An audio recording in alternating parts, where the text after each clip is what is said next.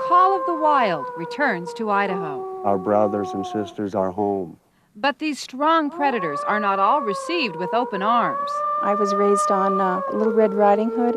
Age-old legends fuel fear and misunderstanding of the wild gray wolf.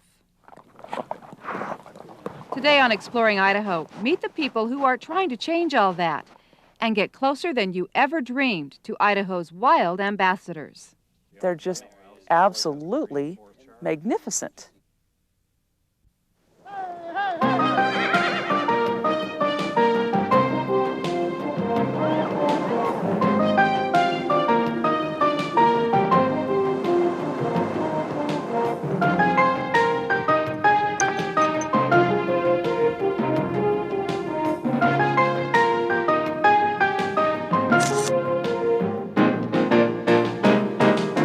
A new wolf center lets people get up close and personal with a wild Idaho predator. Just one train could ruin his day, but this Idaho inventor just keeps on pedaling.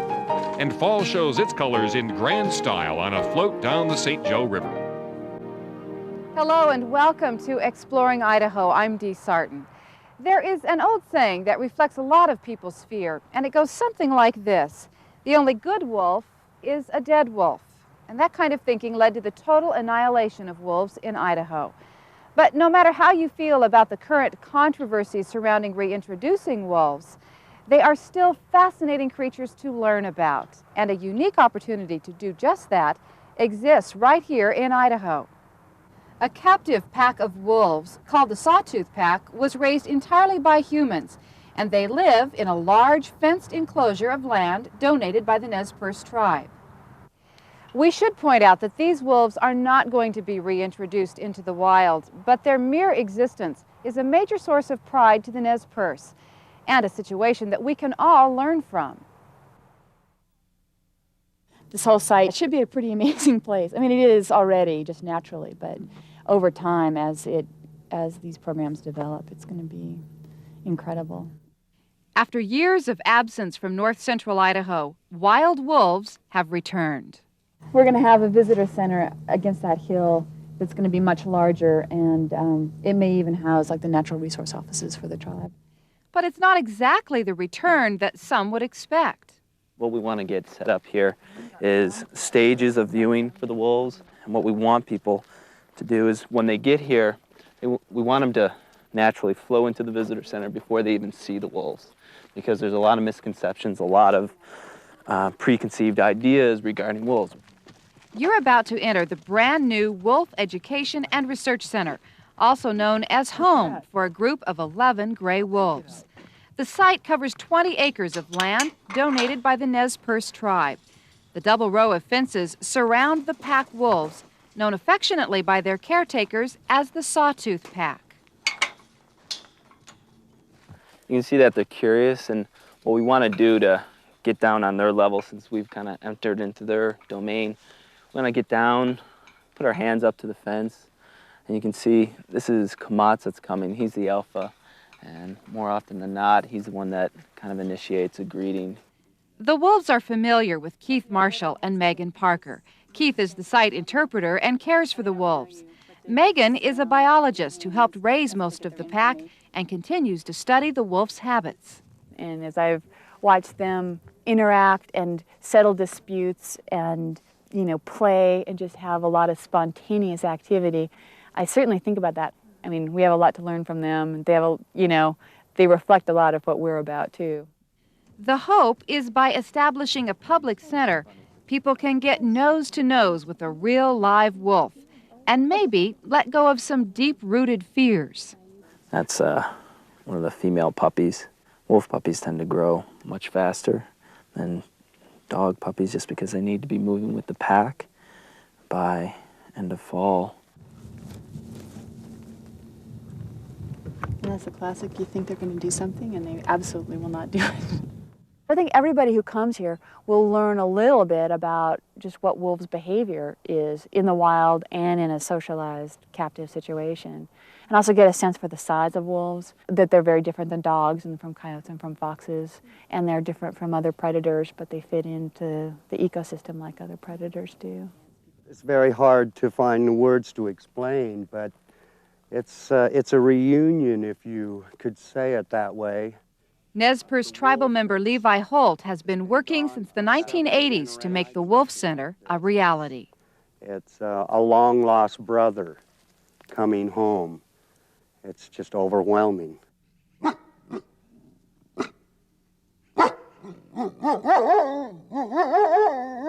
Yes, you tell them. In his heart, I believe he's warning us all that why and how should a species live like this? His destiny is to teach. This is not his proudest day, that he should be captured and be studied, but we all know it's for a grand purpose.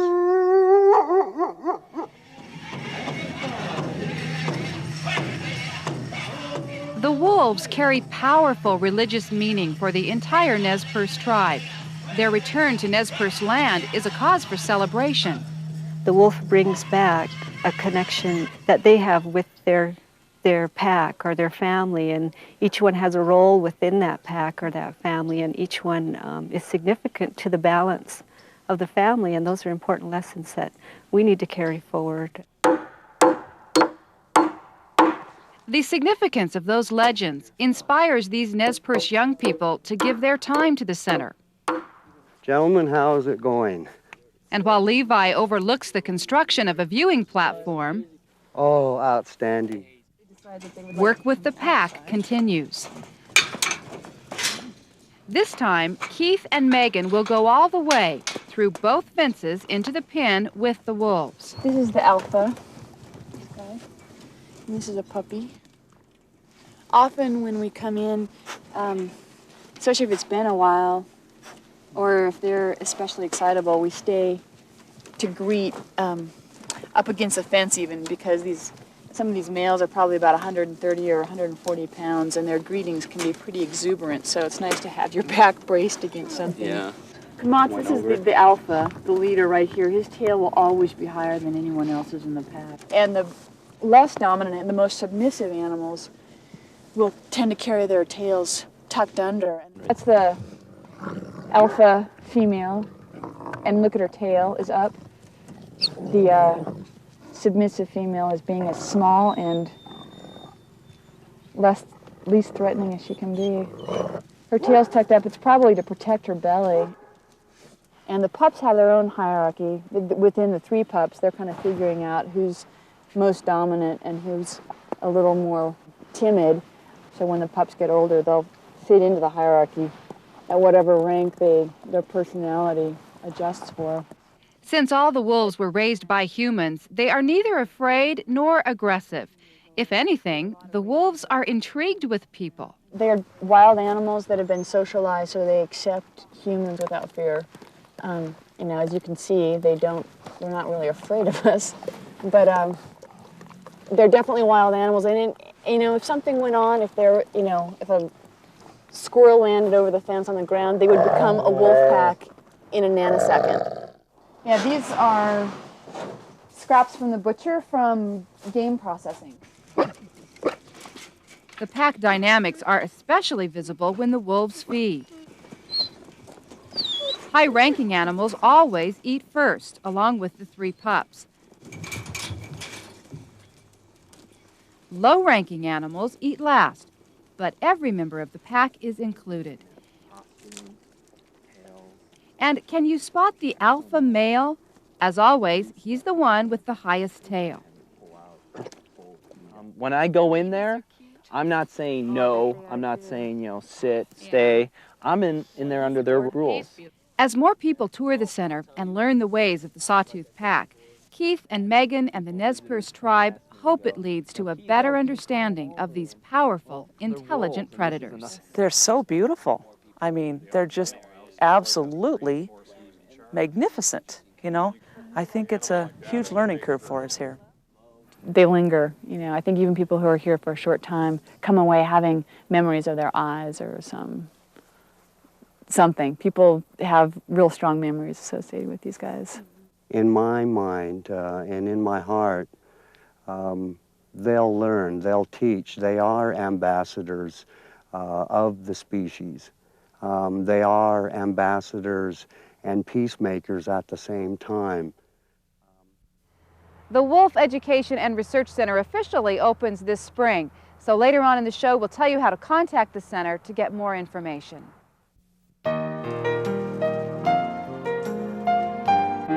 An Idaho invention puts riders on the rails. That story next on Exploring Idaho. The sport of mountain biking takes on new tracks in Idaho, railroad tracks. Sound crazy? Well, not for the Coeur d'Alene maker of the rail cycle. He says it is a safe and fun sport, and Exploring Idaho's Jennifer ISENHART is here now to tell us all about it. Jen? Well, Dee, how would you like to hop on a mountain bike, ride through miles of beautiful country with no cars, no crowds of people, and here's the best part, no hills? I like it. I think I might be a little worried about the trains, though. Well, a lot of people are. There is a saying amongst rail bikers that goes, one train could ruin your whole day. But done properly, rail cycling is more likely to be a day to remember. You might call Richard Smart of Coeur d'Alene, Idaho, the father of rail biking.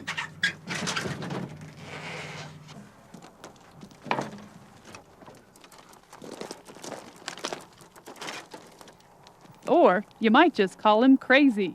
Okay, this is a nice section here. Whatever you call him, you'll find him most afternoons riding his modified mountain bike on one of North Idaho's train tracks. It's pretty simple, but it used to be real complicated. But 20 years of developing, it gets easier. Richard is the proud maker of the rail cycle. Even his friends will tell you it's a handy invention. I'm working on my own cycle right now. I love it. Basically, a rail cycle is a regular mountain bike, retrofitted with an outrigger and other gadgets that allow a two-wheeled bicycle to balance on a 2-inch rail. Okay, this is the guide wheel. And the guide wheel is primarily what keeps you on. It rides on the inside of the track just like the flange on a train. There's the leveler and the outrigger. That's just called the outrigger roller. It's a pretty important part. It's pretty hard to ride your bicycle on one rail. For some people, it's pretty hard to understand why anyone would pit a bicycle against a train. Richard Smart has one smart bit of advice about that. You don't ever ride on active track. As Richard says, just one train can ruin your whole day. So he's pretty particular about using only abandoned tracks. Today, Richard takes his friend Drew Meyer on a favorite ride, this stretch of rail along the Coeur d'Alene River. It's really fun. I canoe and backpack and hike, and I like this the best because it's more of an adventure. You don't have to look where you're going. If it's a clean section of rail, then you can just ride. The bike will do all the work, and you can look all around, and it's silent, and you feel the breeze, and you can hear the sounds. It's fantastic. It's like riding along on a sheet of glass. It's just super smooth, and you see a lot more animals because it's abandoned. There's nothing using this anymore, and you see spectacular scenery. Railroads follow rivers and streams and lakes, and you go places no one else goes. Richard has gone as far as 350 miles on his rail cycle. That was a 2-week trip he took last summer through the Canadian Yukon. He says the bikes are perfect for camping because they cover about 35 miles a day and carry more gear than even the biggest bicycle bags. All in all, Richard Smart can't imagine a better way to get around. It combines the two most efficient forms of transportation, railroads and bicycles. Back when railroads and bicycles were the only forms of transportation, rail bikes were born. It was the early 1800s, and the bikes were built out of necessity. Telegraph workers used them to install and service their wires, which were strung alongside the railroads. Similarly, railroad workers needed a way to travel on the tracks without firing up a locomotive. So the common bicycle was modified to provide an inexpensive and lightweight means of rail travel. But the bikes never caught on with consumers, probably because back then your chances for meeting a moving train were dangerously high. 5, 4, 3, 2, 1, go! Today, with more railroads abandoning their routes, rail biking is seeing a kind of renaissance. This recent film, The Quest, even put rail bikes on the big screen. There's no break! With some added Hollywood drama, the young boy barely escapes a rail biker's worst nightmare. Obviously, he did not take Richard's smart advice about sticking to abandoned tracks. In the movie, the young racer is a do-it-yourselfer who builds the bike on his own. In reality, the bike was designed big enough to carry a full-size movie camera by our friend Richard Smart of Coeur d'Alene, Idaho. It looks like we got a snag ahead, Andy. But not everyone is starstruck by this invention. We can get around this okay. Many railroad companies are unsure about the safety of rail biking, so Richard is working with the companies, trying to dedicate abandoned sections of track to his sport. It won't be any problem. So far, the father of rail biking sees no obstacles too big to overcome. Part of the adventure, right, Andy? And for those of you who still think he's crazy, Richard Smart offers another bit of advice. Give rail biking a try. You may just find yourself hooked on this simple, silent, and scenic sport. I've never got tired of it. I get as excited right now as I did 20 years ago. To ride along in total peace and cover a lot of miles and see beautiful scenery.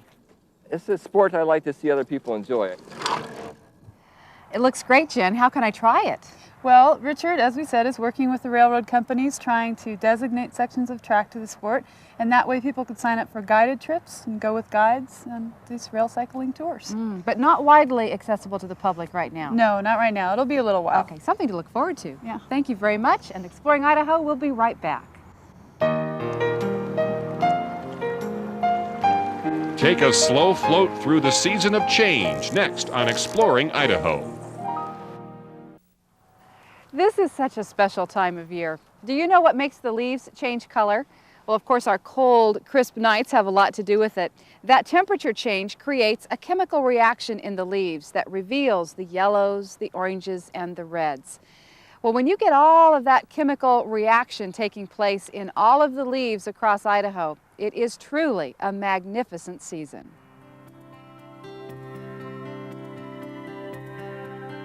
The season of change is moving its way across Idaho. I love it when the huckleberry brush turns and the ferns turn in the woods. And here on the St. Joe River, it seems an artist has brushed the palette's brightest colors across every scene. It's just nature's way of really expressing herself. The changing hues are also a cue from nature. The cold hand of winter will soon close its grasp. For locals, this brief window of change brings a quiet time. Tourists go home, business slows down, and they have time to see the St. Joe River in its finest season. We're ready. The scenic St. Joe River. Well, I've been halfway around the world and back, and to me, this is the most beautiful place in the world. It gives you a sense of being able to calm down with the colors and how crystal clear the water is. This reduces your stress level dramatically. It really does. When you're in hustle and bustle all the time and you get out here and it's peaceful, you can't really go any faster down the river than what the current is taking you. The slack water of fall makes this a slow and serene float.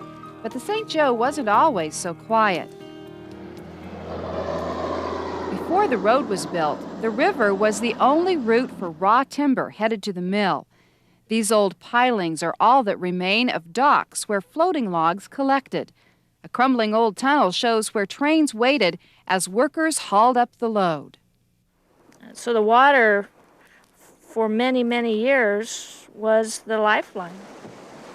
It definitely is part of our lives. Today, the St. Joe is no longer a working river, which is a good thing for local Rodney Wolfe. He spends many leisurely days on the river, casting for cutthroat trout. You don't always catch fish, but anymore, just to enjoy it, just to be up here is enough for me. I've caught lots of fish and a lot of big ones, and I just enjoy the whole bottom of this river. Looks like a big mosaic. And the crystal clear water makes it easy to see why the St. Joe is considered one of the best cutthroat fisheries in the country. Wow, look at the trout down there. He got him, he got him. Fish on. Fish on.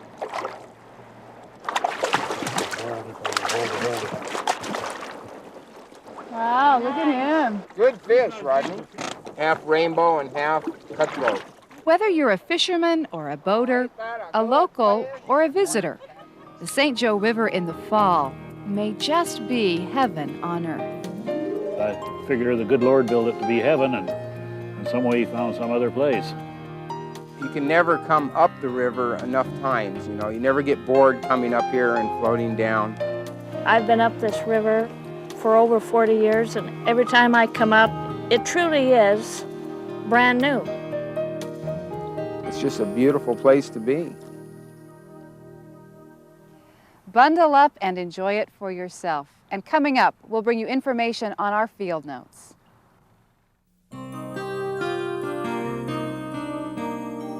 If you'd like more information on any of the stories that you've seen on today's show, here's a 1-800 number to call. Just ask for the field notes for Exploring Idaho show number 140. You know, everybody gets pretty busy in the fall, and sometimes you just have to carve out the time to enjoy the season. We'd like to leave you with some inspiration to do just that. Take a look and enjoy sunrise on Winchester Lake in North Idaho.